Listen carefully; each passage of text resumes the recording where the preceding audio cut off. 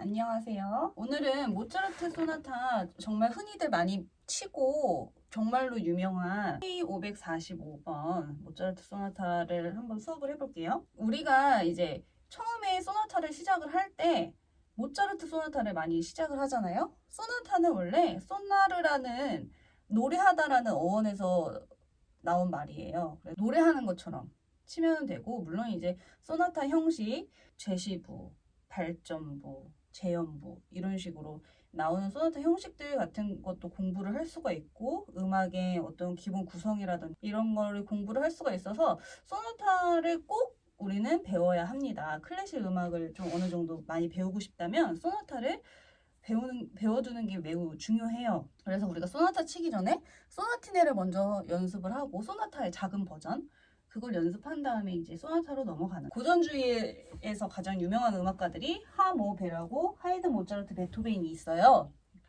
그래서 그 중에서도 대부분 모차르트 소나타를 먼저 만나게 됩니다. 모차르트 소나타의 특징은, 가장 특징적인 거는 정말로 물 흐르듯이 자연스러운 음악의 흐름이라고 볼 수가 있어요. 그 전에 이제 고전주의 음악에서는 음악에서 가지고 있어야 되는 형식, 법칙, 어떤 절제미 같은 것들을 다 가지고 있대.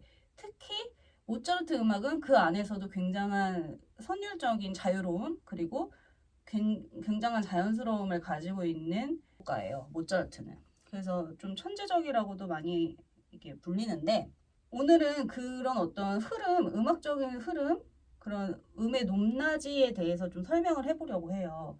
그거를 우리는 이제 인토네이션이라고 하거든요. 뭐 어문학적으로 보면은 억양, 말의 높낮이 뭐 이렇게 볼 수가 있어요. 마침표를 하는 것과 올려서 물음표를 하는 것과 의미 전달이 조금 다르잖아요. 음악에서도 마찬가지로 음들의 순서가, 음의 진행이 올라가는 것과 내려가는 것, 그리고 뭐 전체적으로 봤을 때 주고받는 것들, 뭐 이런 것들을 좀 잘 살려줘야 됩니다. 우리가 여기에서도 보면은 16분음표 진행이 많이 나오는데, 16분음표를 뭐 또박또박 치고 상당히 빠르게 칠 때는 뭐 빨리 치고 싶어,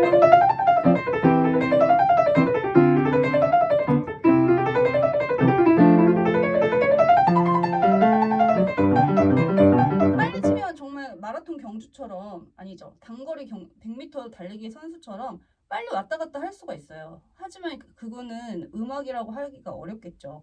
테크닉적으로 완성을 시키는 이유는, 테크닉 연습을 하는 그 음악적인 표현을 좀 더 잘하려고 하는 거거든요. 그럼 여기에서 중요한 음악적인 표현은 무엇이냐? 올라가고 내려가고의 이런 선율 흐름을 잘 느껴줘야 되는 거예요. 그냥 알고 치는 걸 넘어서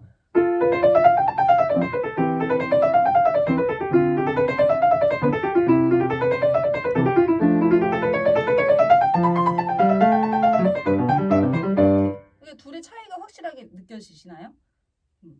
여기도 마찬가지로 얘는 조금 길게 선율의 흐름이 이어지잖아요. 그런 것들을 좀 느끼면서, 그리고 그 안에서 올라가고 내려가고의 그런 음의 높낮이를 충분히 생각을 하고 내가 그거를 몸으로, 마음으로 느끼면서 연주를 해야 합니다. 그것만 해줘도 훨씬 음악이 자연스럽게 흘러가요.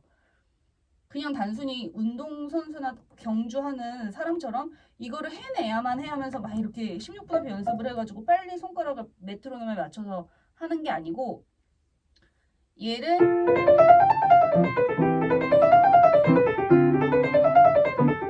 자연스럽게 그 흐름을 스스로 몸에 타고 그걸 연주를 할 수가 있어야 합니다. 여기도 보면 얘는 올라가고 내려가고의 그 흐름 상태가 좀 짧죠? 앞에서 했던 진행보다는. 그러면 왼손은 올라가고 오른손은 내려오는 거, 그거를 주고받으면서 연주를 할 수가 있겠죠. 그런 식으로 하고, 여기도 단순하게 올라가고 내려가고를 넘어서서 여기는 한번 꺾어서 이렇게 3도 진행으로 이런 식으로 진행이 되잖아요. 그것도 다 생각해서 이렇게 약간 산을 그리면서 그걸 생각해주고 연주를 해줘야 돼요.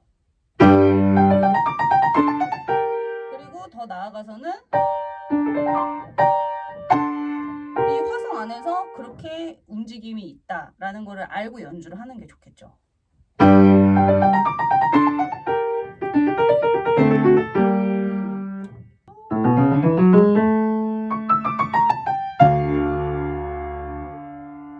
얘도 주고받기죠. 여기도 약간은 살짝씩 다르죠. 오른손이 올라가고 왼손은 내려가는 거긴 한데 얘는 직선으로 가지만 얘는 한 번 꺾어서 내려가죠. 이제는 오른손이 내려오고 왼손이 올라가고 얘도 한 번 꺾어서 다 왔다 갔다 하는 이런 것들을 좀 디테일하게 하나씩 하나씩 생각하고 알고 알기만 하면 안 되고 이 부분에서 내가 어떻게 노래를 하고 어떤 마음을 가질 건지까지 그런 감정까지 잘 느끼면서 연주를 하면은 그리고 테크닉적인 얘기를 좀 해보자면 여기 이거는 중급 과정에서 중급 처음으로 이제 소나타 들어가는 친구들이 많이 치는데 거기에서 배워야 할 내용들이 많이 나와요. 두음슬러에 대한 내용이 많이 나오잖아요. 이렇게 두 개의 음을 이음줄로 이어놓은 것을 두음슬러라고 합니다. 그러면은 두음슬러를 칠 때는 여기를 처음 음에 조금 무게를 주고 자연스럽게 다음에는 연결해서 가는 거예요. 또 다시 무게를 이렇게 주지 않고 이렇게 무게를 이렇게 착 뺀다는 느낌으로 뒤에가 조금 짧아져요. 그렇다고 막 이렇게 억지로 짧게 하는 게 아니고 자연스럽게 무게 이동을 시켜주면은 두음슬러를 멋지게 연주할 수가 있어요. 처음에 무게를 주고 나머지는 다시 무게 주지 않고 그냥 남은 무게로 이렇게 가볍게 들어올리면서 하는 거예요. 근데 이렇게 오버해서 할 필요는 없고 그냥 살짝. 근데 그러려면 새끼손가락이 제대로 단단히 받쳐줘서 무게를 지탱을 할 수가 있어야겠죠.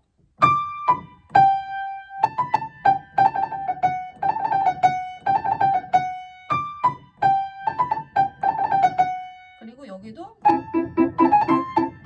이렇게 두음슬러 테크닉이 나오잖아요. 근데 여기를 테크닉이 제대로 안 돼 있으면 밋밋하죠? 이런 식으로 두음슬러를 좀 돋보이게 잘 해줘야 됩니다. 그리고 트릴이 나올 때는 트릴도 마찬가지로 무게를 이 두 손가락의 무게를 잘 이동을 시켜야 되는데 이걸 칠 때 이게 두 개 다 이렇게 치는 게 아니고요. 이게 이렇게 연습을 먼저 해보세요. 첫음에. 그리고 얘는 좀 펴야 돼. 손을 펴서 얘는 좀 격가지로 그냥 이렇게 격가지처럼 이렇게 그냥 이렇게 뭐라고 해야 되지? 그냥 갖다 대는 거고 갖다 대도 소리가 나거든요. C는 충분히. 근데 얘를 잘 눌러줘야 돼요. 랄랄랄랄랄랄랄랄. 이러면 이제 정말 트릴의 느낌이 확 살죠. 이건 아니에요. 이거 아니에요. 그리고 엄지손가락 여기에는 힘이 무게가 2번에만 가 있어야 되기 때문에 엄지손가락이 막 이렇게 힘 줘가지고 이거는 잘못된 거예요. 엄지손가락도 딱 힘을 빼고 내려놓고 손목 살짝 세워도 돼요. 이 상태에서는 어려우니까 얘 구부리고 얘는 펴가지고 네, 이렇게 연주를 하면 되겠습니다. 그 다음에 이제 화성적으로 들어가 볼게요. 우리가 화음을 다 이해를 하면서 그 화음을 내 마음에 참 녹일 수가 있어야 돼요. 그래서 이런 화성 진행들이 이게 나한테 어떻게 와닿나 항상 이제 생각을 하면서 연습을 해야겠죠. 이게 어떤 느낌을 나한테 주는지 그 느낌은 좀 바뀔 수도 있겠죠. 항상 똑같은 느낌을 가질 수는 없고 뭐 아침이랑 저녁이 조금씩 다를 수도 있는데 그게 너무 어렵다 싶으면 그 화음 진행을 좀 듣기만 해도 연주를 좀 지루하지 않게 할 수가 있거든요. 이 화음이 바뀌는 거를 세심하게 들으면서 치세요. 얘 풀어놓은 거잖아요. 이렇게 알베르트 베이스로. 그러면은 한번 같이 쳐보고 화음으로 그 다음 그러면 같이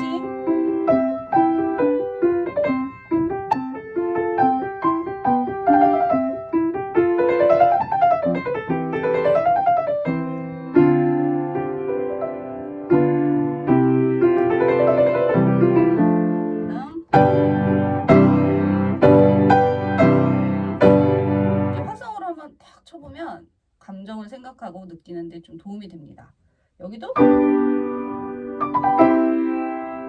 항상 기쁘기만 하진 않잖아요. 이 화성 지능이 물론 밝긴 한데 그건 생각하기 나름인데 그런 것들이 좀 매력적이라고 생각이 듭니다. 무조건 뭐 밝으면 와 밝아 이게 아니고 그 안에 다양한 요소들이 스며져 있어요. 이중적으로 인간의 감정을 철학적으로 잘 접근한 것이 클래식이 아닌가 하는 생각이 좀 들어요.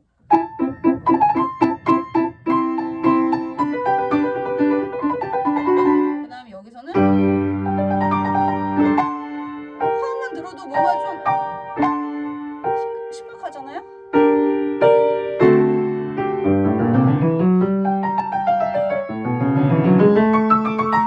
앞에 주고받을 때랑 완전 다르죠, 느낌이.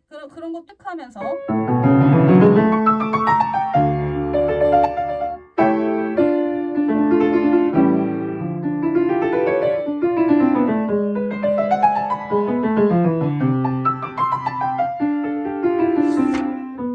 밝아지죠. 하지만 이제 그냥 밝아지지 않고 이것도 약간 샘여림처럼 서서히 밝아지고 서서히 이런 느낌으로 가는 거예요. 갑자기 밝아지거나 막 이러지 않고 자연스럽게. 그래서 그런 화성을 굉장히 잘 썼다는 평을 받는 거예요.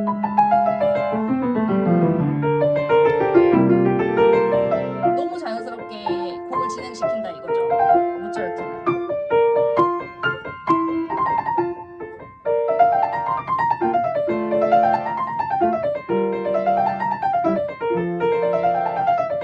여기서는 앞에서는 없었던 왼손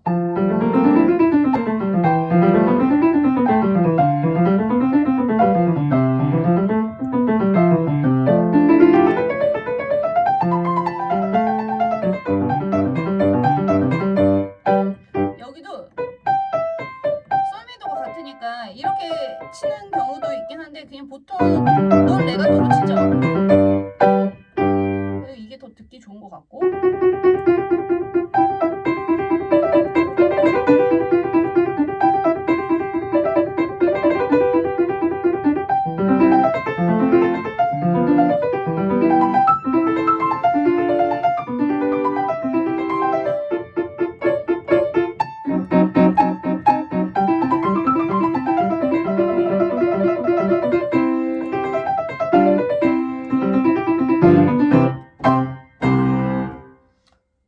오늘은 여기까지 수업을 하도록 하고요.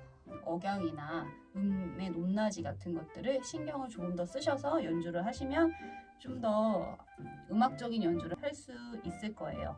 그러면 여러분 다음 시간에 또 만나겠습니다. 안녕.